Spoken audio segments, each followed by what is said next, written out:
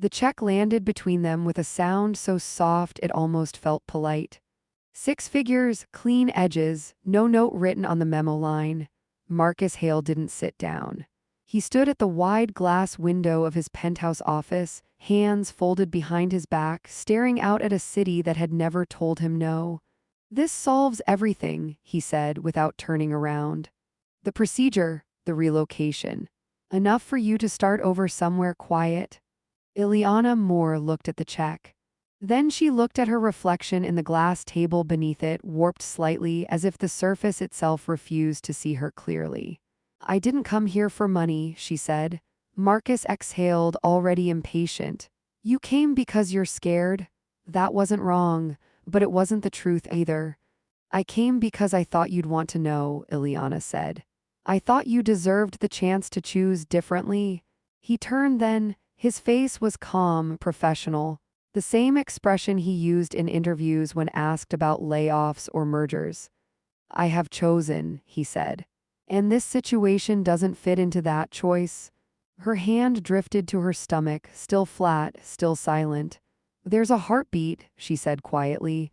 "Actually, I don't know how many yet. But there's life." Marcus picked up the check and slid it toward her.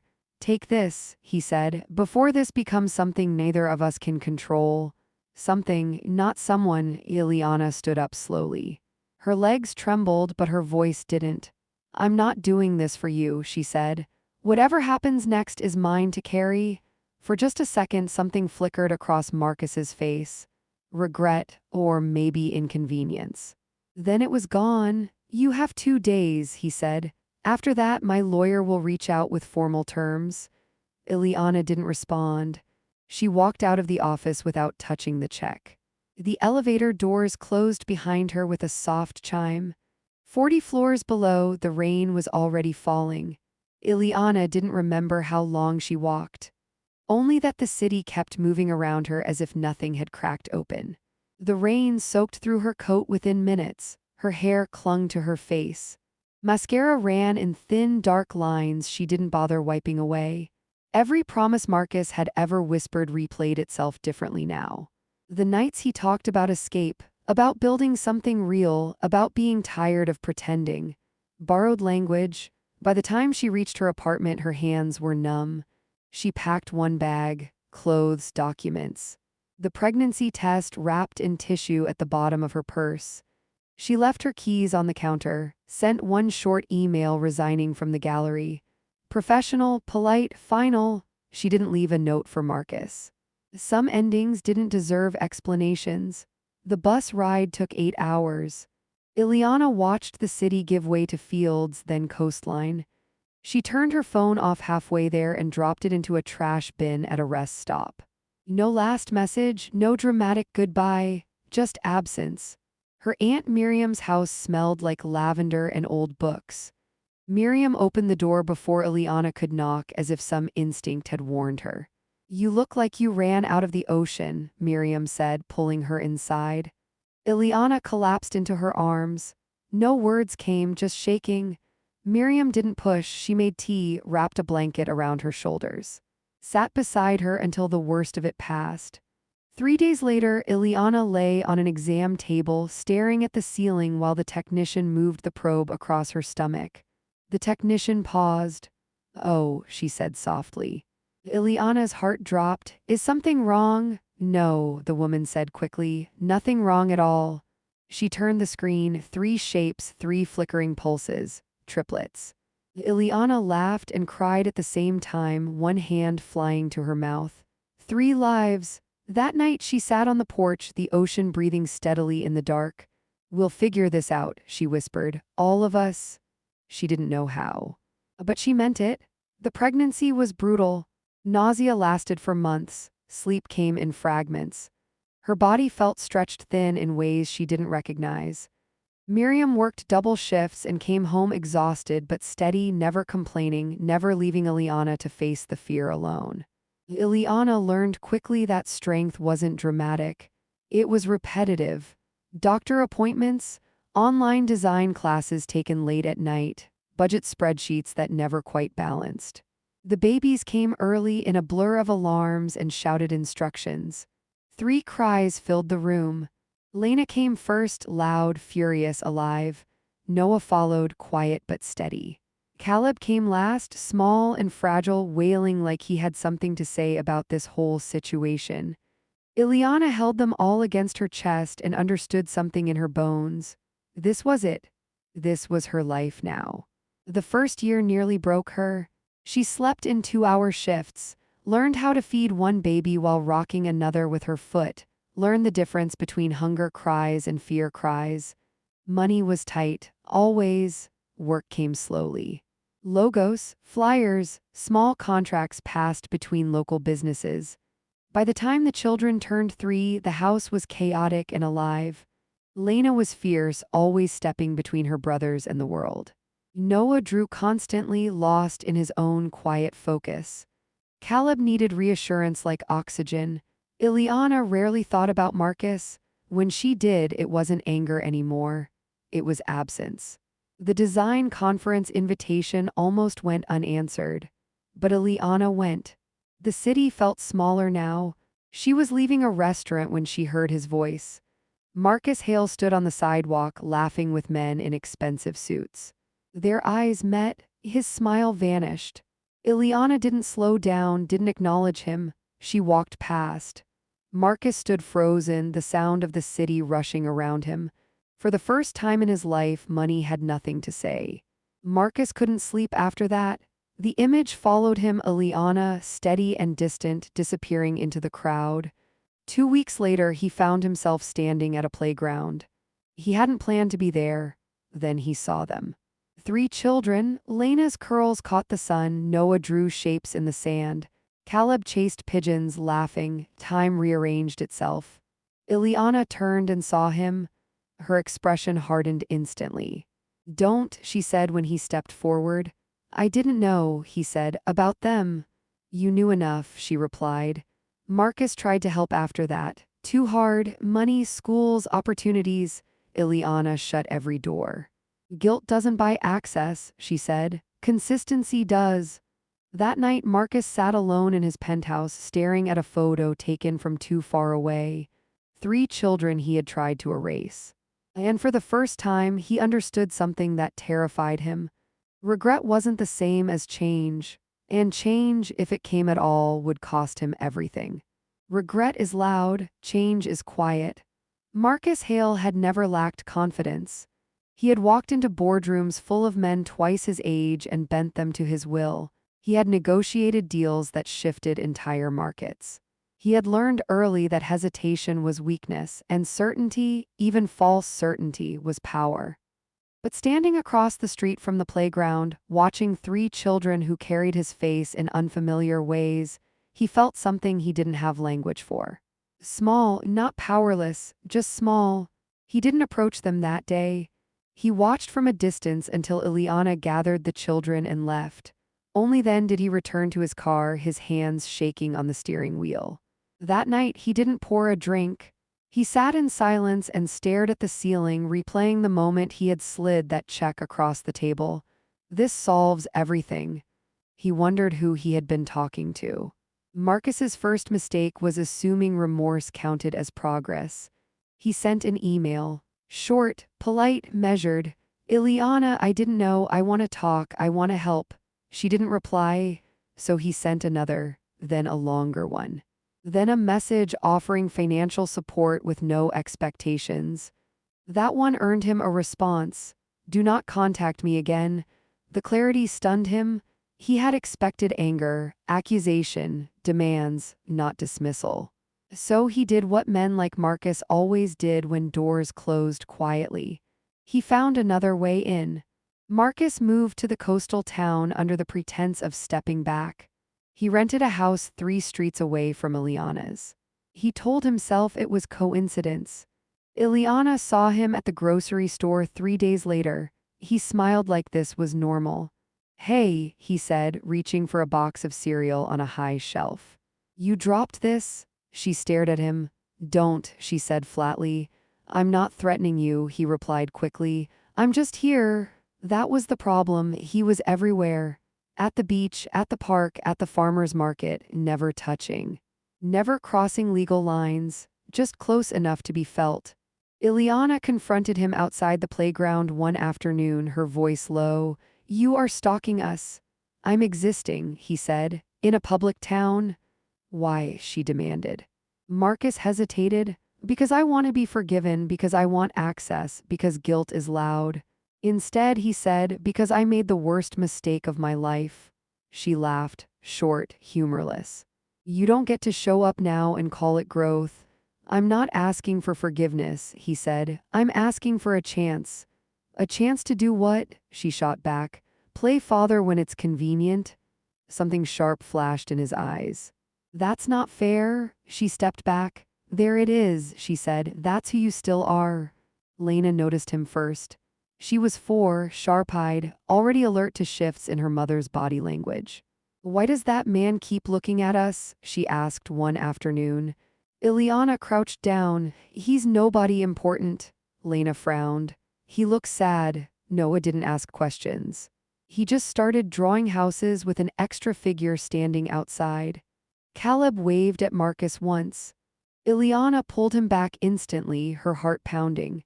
Marcus went home that night and sat on the floor of his rental house, head in his hands. He had wanted redemption. What he had earned was fear. The fever came fast. Noah went from quiet to burning in less than an hour, his eyes glazed, his breathing shallow. Ileana didn't think. She grabbed keys, jackets, children. She drove. Marcus followed without being asked. At the hospital, everything blurred. Forms, questions, machines. Noah was rushed back. Lena and Caleb cried in the waiting room, their terror raw and contagious. Ileana was shaking too badly to speak. Marcus sat down beside the children. "Hey," he said softly, "can I sit here?" Lena studied him, then nodded once. For 6 hours he stayed. He bought crackers, read books. Answered questions honestly. "No, I don't know what's wrong yet." "Yes, hospitals are scary." "Yes, your mom is very brave." When Ileana returned, exhausted and hollow, she found Caleb asleep against Marcus's chest. The sight hit her like a blow. "Thank you," she said quietly. Marcus nodded. "I'm here." She looked at him. "No," she corrected. "You helped, those are different things." Against her instincts, Ileana agreed to limited visits. Twice a week, her house, her rules. No gifts, no promises, no talk of money. Marcus accepted without argument. At first, he sat on the floor like a guest, followed instructions, asked questions. Lena interrogated him relentlessly. "Why weren't you here before? Are you leaving again? Do you know how to braid hair?" Noah observed silently. Caleb climbed into his lap within 20 minutes. Marcus felt something split open inside him. This wasn't cinematic. This was terrifying. Marcus tried too hard. He said yes too often, bought snacks he wasn't allowed to bring, stayed 5 minutes longer than permitted. Small things, then one night, exhausted and afraid, he said the wrong thing. "I have rights," he snapped during an argument. "You can't just—" Ileana went very still. "Get out," she said. "I didn't mean, get out." The door closed behind him with finality. That night Lena screamed until she lost her voice. Caleb cried for hours. Noah stopped drawing. Marcus didn't handle rejection well. He showed up uninvited, left notes, called from blocked numbers. "I'm trying," he insisted. "You can't punish me for one mistake." That was the moment Ileana knew. He hadn't changed. He was negotiating. "You don't get access because you're emotional," she said, her voice ice cold. "You don't get to traumatize my children to soothe your guilt." "I'm their father," he snapped. She stared at him. "You were," she said. Biologically, the word landed hard. The fight escalated. Lawyers were mentioned, rights, custody. Marcus said the words before he could stop them. "I could force this." Silence followed. Ileana didn't raise her voice. She didn't cry. She simply said, "If you take one more step toward my children with power instead of humility, you will never see them again." She meant it. Marcus saw it in her eyes. He left.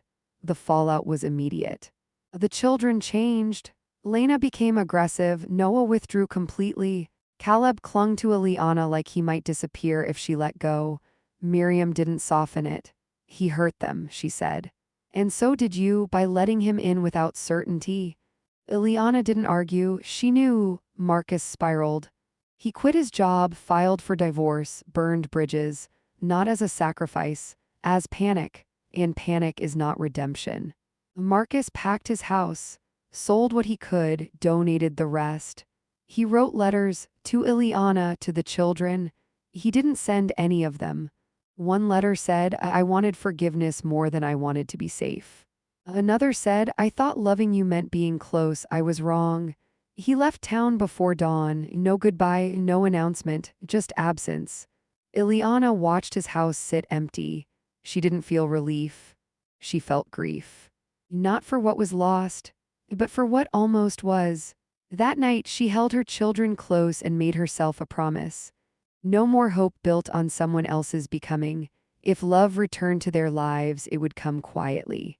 Without force, without fear, and without asking her to be smaller than she had already survived being. Marcus Hale did not come back. Not after a week, not after a month, not after the season changed and the air softened and the town forgot his name. The house 3 streets away stayed dark. Its mailbox filled, then overflowed. Eventually, a for sale sign appeared on the lawn, white and impersonal, like it had never belonged to anyone. Eliana noticed all of it. She also noticed what didn't happen. No letters slipped under the door. No accidental encounters at the market, no apologies disguised as explanations. Marcus was gone, completely, and that absence did something unexpected. It let the house breathe again. The children changed slowly. Not all at once. Healing never arrived like that. Lena stopped lashing out first. Her anger softened into watchfulness. She still guarded her brothers fiercely, but the edge dulled. Noah took longer. For weeks, his drawings stayed dark, houses without doors, figures without faces. Then one morning, Eliana found a page left on the kitchen table. 3 children standing under a sun, no adults, just space. Caleb cried less at night, still needed Eliana's hand to fall asleep, but the panic eased. Miriam watched them closely. He did damage, she said once, but leaving stopped the bleeding. Eliana nodded. Some wounds didn't need confrontation. They needed distance. Time moved, because it always did. Eliana's design work grew steadily. One contract led to another, then another. She stopped working only at night. Started charging what she was worth. The house filled with routines. Breakfast chaos, shoes lost daily, arguments over crayons and cereal. It wasn't easy, but it was stable. And stability, Eliana learned, was a form of peace. Sometimes, late at night, she thought of Marcus, not with anger, not even with longing, with curiosity. She wondered who he was becoming when no one was watching. Eliana never received a letter from him. That mattered. It told her something words never could. Marcus was learning restraint. And restraint was something he had never mastered before. The ocean was calm that afternoon. Lena built an elaborate sand fortress, issuing instructions like a commander.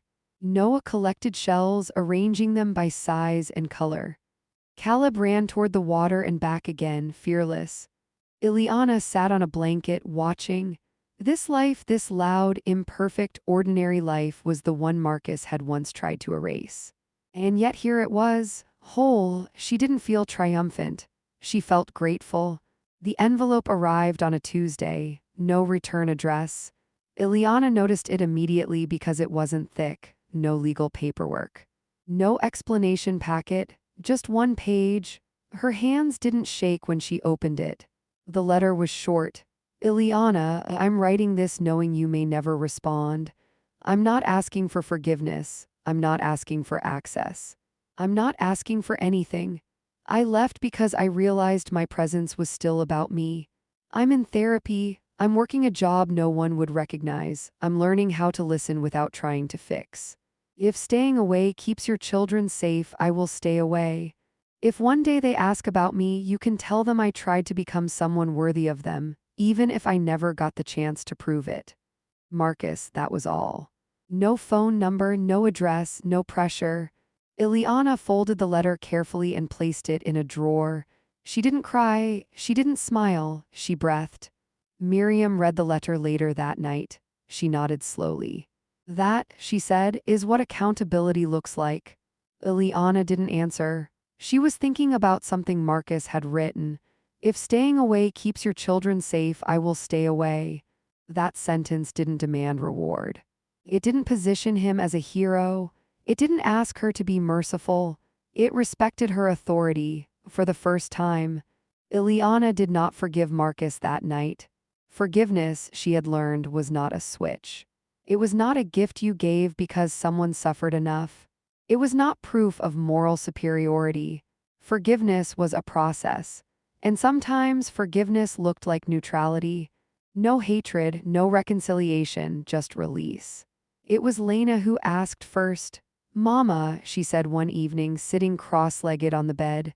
The man from before, where did he go? Ileana took a breath. He left, she said truthfully. Because he wasn't ready to be safe? Did he love us? Lena asked. Ileana paused. Yes, she said carefully, but love isn't enough. Lena nodded, absorbing that quietly. That was the lesson. More time passed. The children grew. School projects, lost teeth, nightmares and triumphs. Marcus remained absent. Consistently, which was its own kind of presence. Ileana never heard from him again, not directly, but once years later she heard a name. A design client mentioned a consultant who helped nonprofits restructure quietly. Someone who turned down publicity. Elusive guy, the client said, seems allergic to credit. Ileana didn't ask for the name. She didn't need to. It happened without ceremony. One morning, Ileana realized she hadn't thought about Marcus in weeks. Not with tension, not with curiosity, just not at all. She stood in the kitchen, watching Noah draw at the table, listening to Lena argue with Caleb about whose turn it was to choose music. This was her life, and it was enough.